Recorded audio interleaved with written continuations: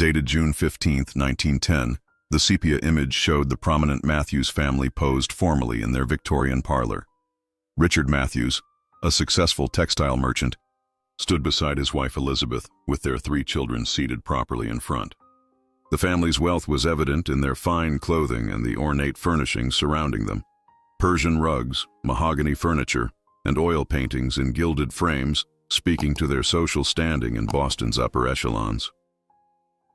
In 2023, historical, researcher Dr. Eleanor Wells discovered the photograph while cataloging materials for an exhibition on Boston's industrial families.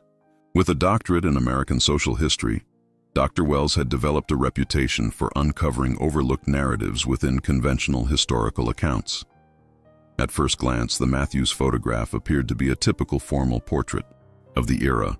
Stiff poses, serious expressions, and careful composition reflecting the photographic conventions of early 20th century America.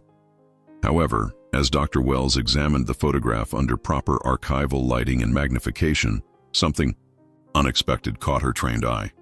Partially visible by the window in the background stood another child, perhaps 8 or 9 years old, staring directly at the camera. The figure was slightly blurred but unmistakably present, watching the family scene with an unreadable expression. The child's clothing was simpler than the fine attire of the Matthews children, and their position, separated from the family grouping, suggested a deliberate compositional choice by the photographer. According to all Matthews family records, there were only 3 children in the household at this time, Dr. Wells noted in her research journal. The identity of this 4th child is completely undocumented in any of the family genealogies or social records I've examined thus far. Initial examination of the photograph by preservation experts confirmed it was an original print from 1910, not altered or tampered with in any way. The mysterious figure by the window had been present when the photograph was taken, raising questions about a possible undocumented member of the Matthews household, a hidden history waiting to be uncovered.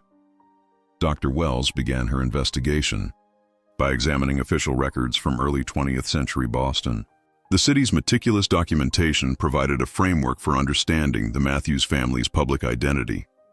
Census documents from 1910 listed only 5 members of the Matthews household: Richard, 42, Elizabeth, 38, and their 3 children, William, 15, Margaret, 12, and James, 8. No 4th child was officially documented as residing at the family's Commonwealth Avenue address. Birth records at the Massachusetts State Archives confirmed that Elizabeth Matthews had given birth to only these 3 children, with medical records noting complications after James's birth that prevented further pregnancies. Parish records from the family's Episcopal Church similarly showed only 3 Matthews children receiving baptism, confirmation, or attending Sunday school during the relevant period. Dr. Wells expanded her search to examine city directories, school enrollment records, and neighborhood maps from 1908 to 1912. Her findings revealed that the Matthews family employed 2 live-in servants, an Irish cook and a Swedish housekeeper, and occasionally hosted relatives for extended visits, though none matched the approximate age of the child in the window. The documentary evidence presents a clear contradiction to what we can plainly see in the photograph, Dr. Wells explained to her colleagues at the Boston Historical Society. Either this child was deliberately omitted from official records, or they had some other connection to the household that didn't warrant documentation in conventional historical sources. One promising lead emerged from Elizabeth Matthews' personal correspondence, preserved in the family's papers. In a letter dated March 1910, Elizabeth mentioned arrangements for C being finalized, though no further explanation was provided in this particular document. The initial C appeared several more times in Elizabeth's appointment books from the same period, often associated with meetings with her charity organization. The child's deliberately peripheral position in the photograph suggested they held an ambiguous status within the household, present but not presented as part of the family. This visual positioning mirrored the documentary positioning, present in the physical space but absent from the official record. For Dr. Wells, this contradiction represented the beginning of a historical mystery that would require deeper investigation. Chi, Photograph was submitted to Dr. Thomas Anderson, a specialist in early photographic techniques at the Smithsonian Institution. With 30 years of experience analyzing historical images, Dr. Anderson approached the Matthews family portrait with scientific precision, utilizing both traditional examination methods and advanced digital enhancement technology. The figure is not a photographic anomaly or trick of light. Dr. Anderson confirmed after a week of careful analysis. The child was physically present when the photograph was taken, standing approximately 6 feet behind the family group near the bay window of what appears to be the family's parlor. Enhancement revealed additional details previously unclear. The child had dark hair and wore simple clothing, neither the fine attire of the Matthews children nor the uniforms typical of household staff. The clothing appeared to be of decent quality, but notably less formal than the family's portrait attire. Their posture suggested they had been deliberately positioned there, not accidentally captured while passing by. Notice how the child is looking directly at the camera, Dr. Anderson pointed out in his detailed report. This indicates awareness of the photographic process taking place. Given the long exposure times of cameras in 1910, typically several seconds of complete stillness, this was an intentional inclusion by both the photographer and presumably the family. Further analysis of the room's shadows and lighting patterns confirmed the authenticity of the image. The shadow cast by the child corresponded correctly with the natural light source from the window, and the reflection of the child could faintly be seen in a decorative mirror on the opposite wall, eliminating the possibility of darkroom manipulation or a later addition to the negative. Most significantly, Dr. Anderson discovered a small detail on the windowsill next to the child, a handwritten note or card, too small to read even with enhancement but deliberately placed in the scene. This kind of personal artifact suggested the child's presence had meaning beyond mere happenstance. This photograph tells a carefully constructed story, Dr. Anderson concluded. The presence of this child was intentional, but their separation from the family grouping was equally deliberate. In the visual language of early 20th century photography, this spatial arrangement communicated important social information about relationships and status that would have been immediately apparent to contemporary viewers. Dr. Wells's investigation took an unexpected turn when she discovered that Richard Matthews had been the subject of several newspaper articles in 1909. As a prominent businessman in Boston's textile industry, his activities occasionally warranted mention in the city's papers, particularly the Boston Globe and the more worker-oriented Boston Labor Standard. In the archives of the Boston Globe, she found coverage of a textile workers' strike at one of Matthews's factories in November 1908. The articles presented Matthews as a complex figure, described by business associates as forward-thinking and by labor organizers as less harsh than most, though hardly a friend to the working man. Several pieces mentioned Matthews' reputation as a progressive employer who had implemented safety improvements following a tragic accident at his mill in October 1908. The accident, described in considerable detail in an October 15th article, had occurred when a spinning machine malfunctioned, killing 3 workers and injuring several others. Among the dead was a woman named Mary O'Malley, identified as a widow with 1 child, a daughter of 8 years. The article noted the shock felt throughout the Irish immigrant community in Boston's South End, where many of Matthews' workers lived. A follow-up article dated November 3, 1908, reported that Matthews had made arrangements for the continued welfare of the affected families beyond the standard compensation, though specific details were not reported. This unusual action had apparently helped diffuse tensions that might have led to more prolonged labor unrest. Dr. Wells also located a Society column from April 1910 that briefly mentioned Elizabeth Matthews' involvement with the Children's Aid Society, a charity that placed orphans with families or in suitable institutions. The column noted her personal commitment to the cause had intensified over the previous year, and she had become a leading voice in the organization's efforts to improve conditions for the city's disadvantaged children. The timeline aligns perfectly, Dr. Wells noted in her research journal. The factory accident occurred in October 1908. Elizabeth's charity work intensified through 1909. The mysterious C appears in correspondence by March 1910, and the photograph with the unidentified child was taken in June 1910. A breakthrough came from an unexpected source. The Matthews families meticulously kept household account books, preserved among their papers at the Historical Society. Elizabeth Matthews had maintained detailed records of all household expenses from 1900 to 1915, documenting everything from major purchases to daily expenditures with remarkable precision. Beginning in November 1909, a new regular entry appeared. In the household accounts, monthly provision for C, 18. This continued consistently through 1912, with occasional additional expenditures for C clothing and C medical expenses. In February 1910, a significant one-time expense was recorded. Room arrangements for C, $42, suggesting preparation of living quarters within the household. The amount is significant, explained economic historian Dr. Rachel Harris, who assisted with the analysis. $18 monthly in 1910 would have been equivalent to approximately $500 today, sufficient to cover basic necessities for a child, but notably less than what would typically be spent on a family member of their social standing. The Matthews spent considerably more on their biological children's allowances and needs, according to these same records. Further entries revealed that in September 1910, funds were allocated for CUR school supplies and primer books, suggesting the child was receiving an education. By 1912, the entries had evolved to include C books, and occasionally C special instruction. An entry in April 1912 noted C examination fees, indicating formal educational assessment. Most revealing was an entry from December 1910 that read, "Christmas gift for Catherine, $350 doll." This was the first instance where a full name appeared in connection with the mysterious C.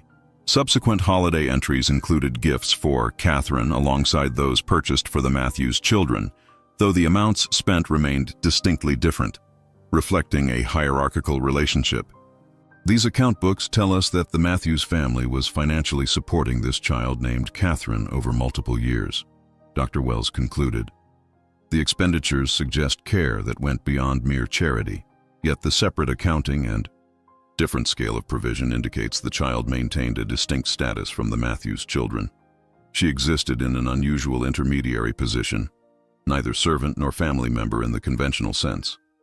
Dr. Wells's search through Elizabeth Matthews' personal correspondence revealed crucial insights into the family's relationship with Catherine. In letters to her sister in New York, Elizabeth occasionally mentioned Catherine, beginning in late 1909, gradually painting a picture of the child's position within the household. A letter dated December 18, 1909, was particularly revealing. "Catherine has begun to settle in. She speaks rarely but watches everything with those solemn eyes. Richard believes maintaining distance is prudent considering the circumstances, but I find myself drawn to the child.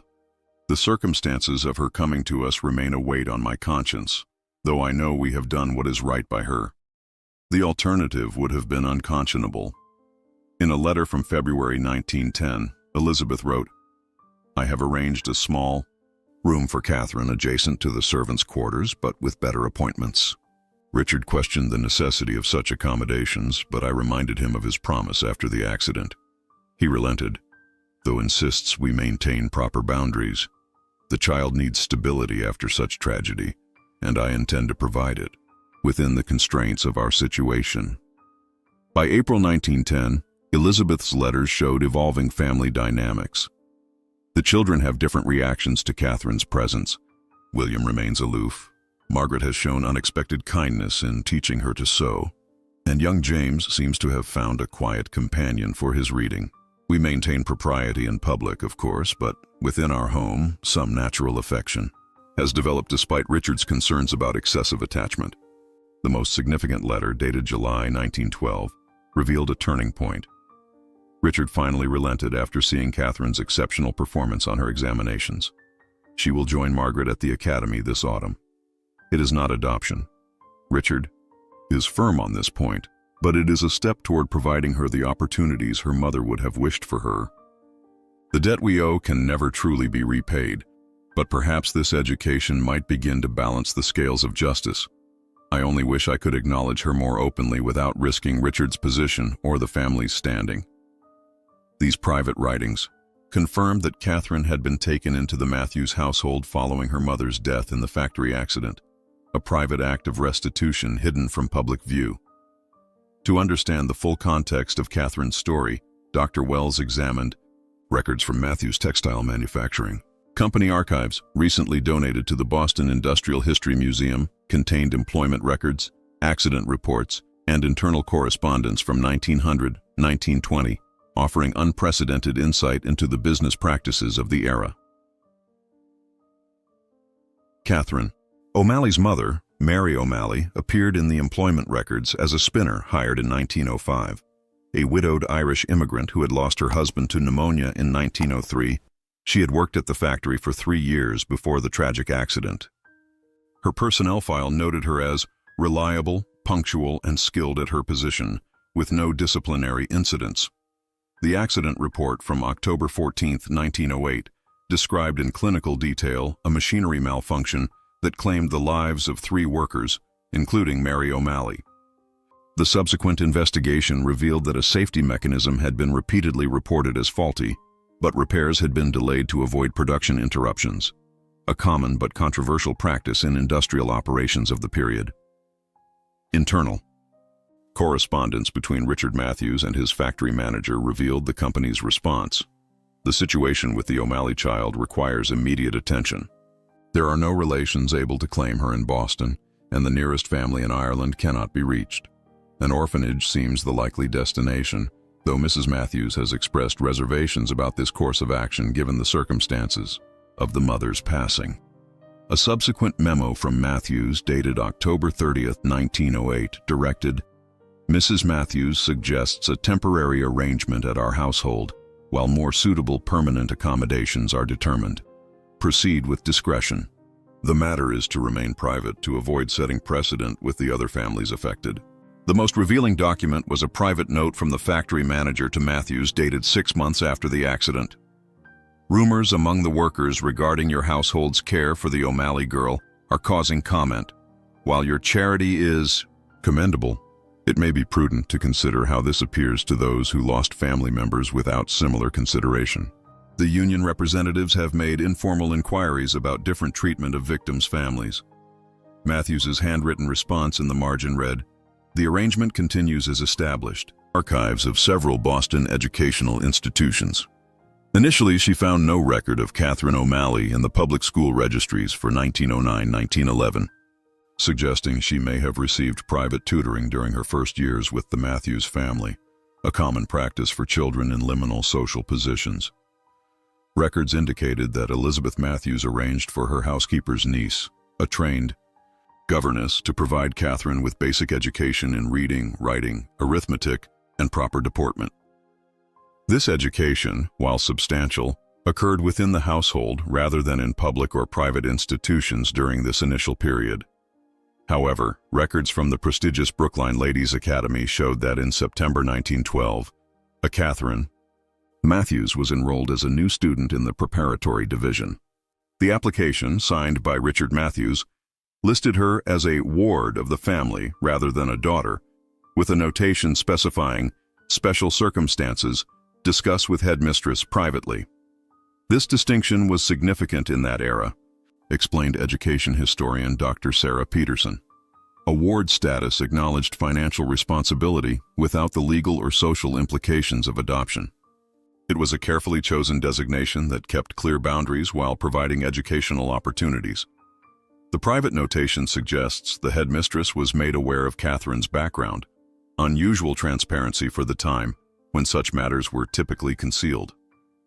Catherine's academic records showed her to be an exceptional student, particularly in mathematics and literature. Teacher comments noted her as reserved but intelligent and determined beyond her years. One instructor wrote, "Demonstrates remarkable ability to concentrate despite her circumstances, a quality that will serve her well." The school yearbook from 1918 included a graduation photograph of a young woman identified as Catherine Matthews. The facial features, now clearly visible, matched those of the child in the 1910 family photograph. She appeared poised and serious, without the typical smile of debutantes pictured elsewhere in the yearbook. The yearbook listed her future plans as Radcliffe College to study mathematics, an exceptional achievement for a young woman of her background in that era. A handwritten note in the margin of the school's copy read, "Scholarship arranged by R. Matthews, exceptional case." To place Catherine's unusual situation in proper historical context, Dr. Wells consulted with Dr. Martin Cohen, a specialist in early 20th century social class structures and industrial relations. Together they analyzed how the Matthews family's actions reflected and departed from the norms of their time. The Matthews family's approach to Catherine existed in a complex middle ground between charity, obligation, and progressive social responsibility, Dr. Cohen explained. The early 1900s was a period of transition in how industrial accidents were understood. Traditional views held such tragedies as unfortunate but inevitable costs of progress, with minimal obligation to victims. Progressive reformers were beginning to advocate for greater corporate responsibility and worker protections. Industrial accidents were common in this era, claiming thousands of lives annually across America. Company owners rarely took personal responsibility for the welfare of victims' families beyond minimal compensation, which was often contingent on families signing away rights to litigation. The Matthews' decision to support Catherine represented an unusual acceptance of moral, if not legal, responsibility. The early 1900s also saw growing social reform movements addressing child welfare, working conditions, and class inequality. Settlement houses, orphanages, and charity organizations had emerged to address the needs of children left destitute by industrial accidents, illness, or poverty.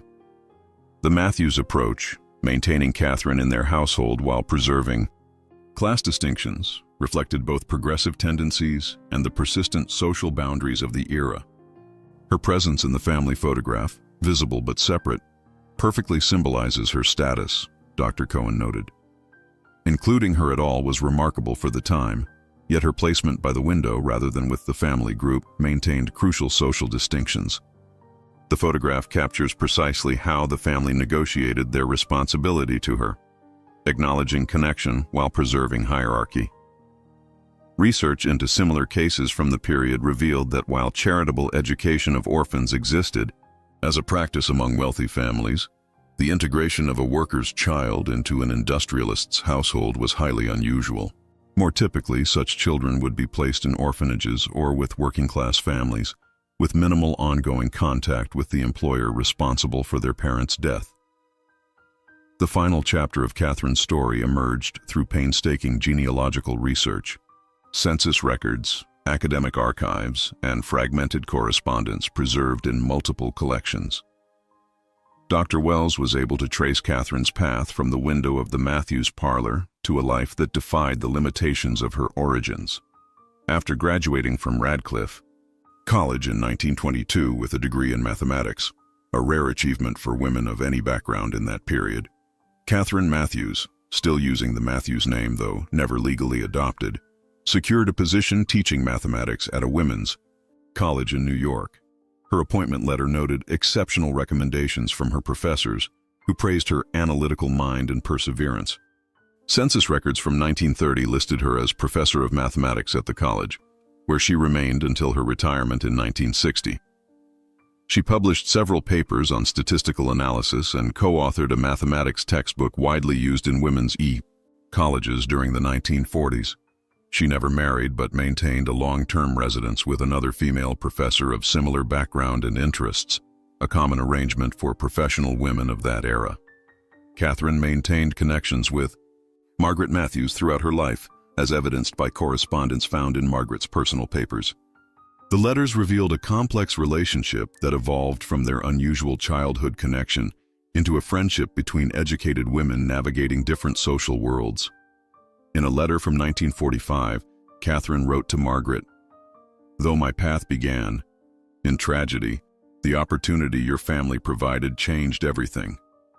Your mother's kindness and your father's eventual recognition of my capabilities, despite his reservations, gave me a life that would have otherwise been impossible. For this, I remain grateful, though the complexity of our connection has never been simple." We both know the photograph that hangs in your father's study tells only part of the story. The child by the window eventually found her place in the world, even if it was never at the center of the frame. Catherine established a scholarship fund in 1965 specifically for young women from industrial backgrounds pursuing studies in mathematics or sciences, a legacy that continues at several universities today. In her foundation documents, she wrote, "Education transformed my life when circumstances had left me with few prospects.